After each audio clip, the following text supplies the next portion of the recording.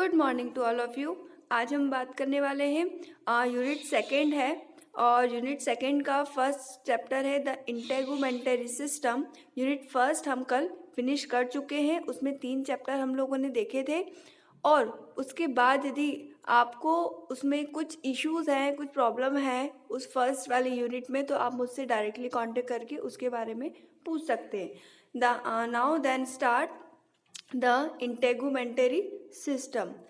This system is a cover of our body.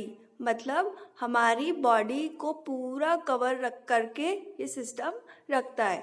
Hindi में हम बात करें कि हमारी बॉडी को, हमारे जो ऑर्गन्स हैं, हमने क्या पढ़ा था यूनिट फर्स्ट में कि एक सेल होता है, यूनिट है हमारी बॉडी की, बहुत ही स्मॉलेस्ट यूनिट है, इसको हमने सेल बोला था।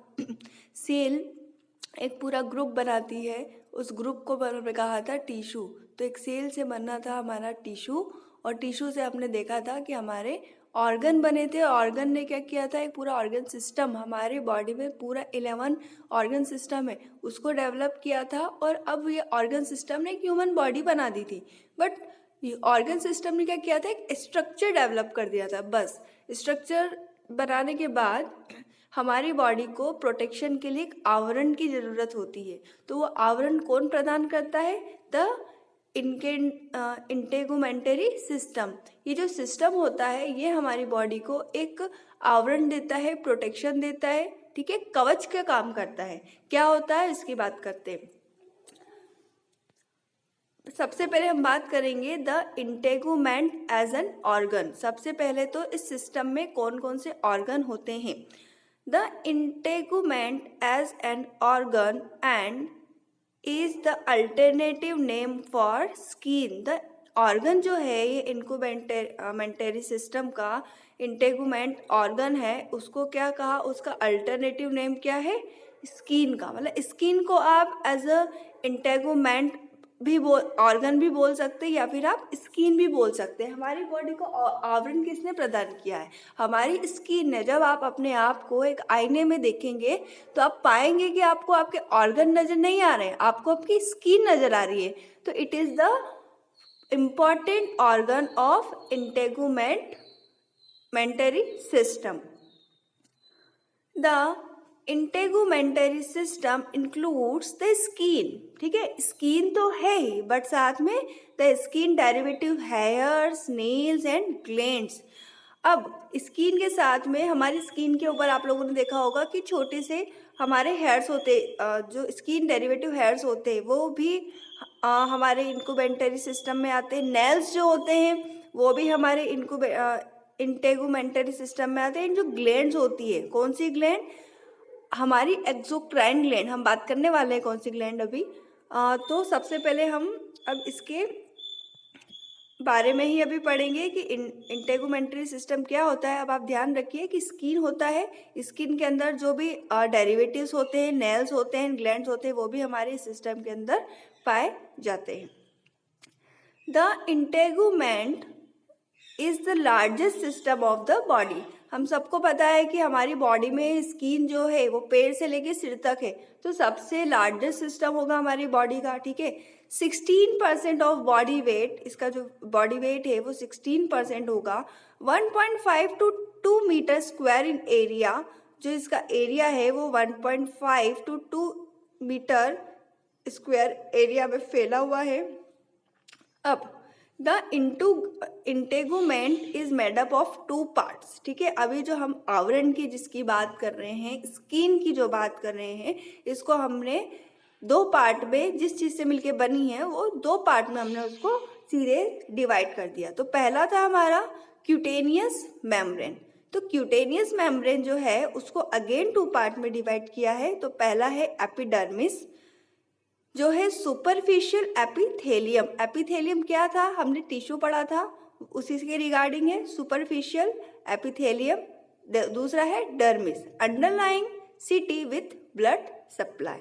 ठीक है, दूसरा है accessory structure, hairs, nails and exocrine gland.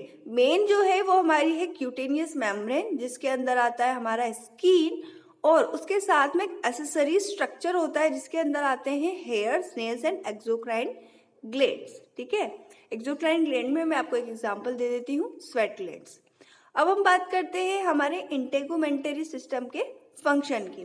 Function of the integumentary system, तो पहला फंक्शन है सबसे इंपॉर्टेंट, प्रोटेक्शन।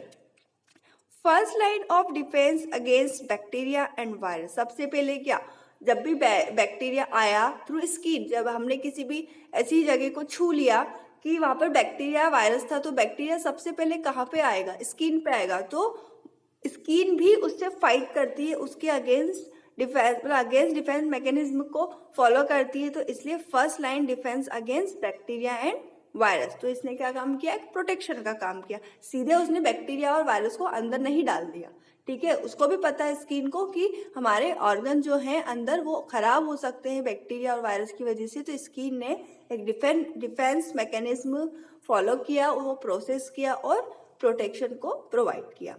किससे, बैक्टीरिया एंड वायरस से। दूसरा है protects underlying structure from ultraviolet radiation, UV lights and dehydration, ठीक है। अंडरलाइंग स्ट्रक्चर में से भी हमको प्रोटेक्ट करता है, लाइक यूवी रेडिएशन। जो सूर्य की किरणों में हमने देखा कि यूवी लाइट्स होती है जो हमारी स्किन को डैमेज कर सकती है, जिसकी वजह से हमें स्किन कैंसर हो सकता है। तो उससे भी वो उससे बचाती है, ठीक है। कैसे बचाती है, क्योंकि हमारे इसमें एक प्रोटीन होता है, हम पढ़ते हैं आगे उसको क्या होता है। नेक्स्ट है हमारा डिहाइड्रेशन। डिहाइड्रेशन से भी हमारी बॉडी की ये रक्षा करती है। देन है vitamin D production, needed for calcium absorption. Vitamin D का प्रोडक्शन करती है। हम लोग देखते हैं कि जब भी हम धूप में होते हैं तो धूप से हमें क्या मिलता है, विटामिन डी मिलता है। दूसरी चीजों से भी विटामिन डी मिलता है, बट धूप से भी विटामिन डी होता है। तो धूप को कौन एब्जॉर्ब कर रहा है, हमारी स्किन एब्जॉर्ब कर रही है। तो वो एब्जॉर्ब करना क्यों जरूरी है, जो जिससे हमारे कैल्शियम में, तो हमारी बॉडी में कैल्शियम को इंक्रीज करने के लिए विटामिन डी वो एब्जॉर्ब करती है। तो needed for calcium absorption, calcium के एब्जॉर्प्शन के लिए भी ये इंपॉर्टेंट है, कैल्शियम का एब्जॉर्प्शन भी ये करती है। सेंसेशन, सेंसरी रिसेप्टर्स होते हैं। हम कोई भी चीज छू के पता लगाते हैं, टच करके देखते हैं, तो क्या है, सेंस है। तो इसमें सेंसरी रिसेप्टर है जो हमारी बॉडी में एक फंक्शन है कि हम छू के कोई भी चीज पता लगाते हैं, तो वो किसके थ्रू कर पा रहे हैं, हम स्किन के थ्रू कर पा रहे हैं। नेक्स्ट है बॉडी टेम्परेचर रेगुलेशन, ठीक है। हमारी बॉडी का टेम्परेचर जो रेगुलेट होता है वो वाया स्किन भी होता है। यदि इफ टू हॉट, यदि बहुत ज्यादा गर्म है, गर्मी है, तो dermal blood vessel dilate, vessel carry more blood to surface so heat can escape, ठीक है।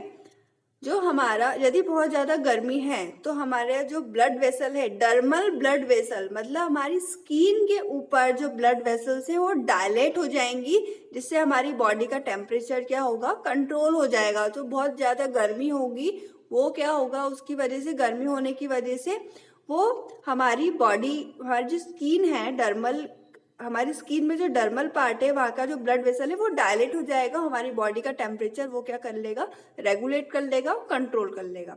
Vessel carry more blood to surface so heat can escape, ठीक है। वेसल्स जो होंगी वो बहुत ज्यादा ब्लड को कैरी करेंगी और उस सरफेस, जो हमारी सरफेस जो है वहाँ पे जो बहुत ज्यादा हीट है उसको वो ठंडक को प्रोवाइड करेगी। इफ टू कोल्ड, ठीक है। अब इसके जस्ट अपोज काम होगा, ठीक है। जब बहुत ज्यादा हॉट थी तब क्या हुआ था, हमारी ब्लड वेसल डायलेट हो गई थी। अब जब बहुत ज्यादा ठंड हो गई है तो ब्लड वेसल हमारी कॉन्ट्रैक्ट हो जाएगी, तो उसके अगेंस्ट काम, उसके अपोजिट काम होने लगेगा।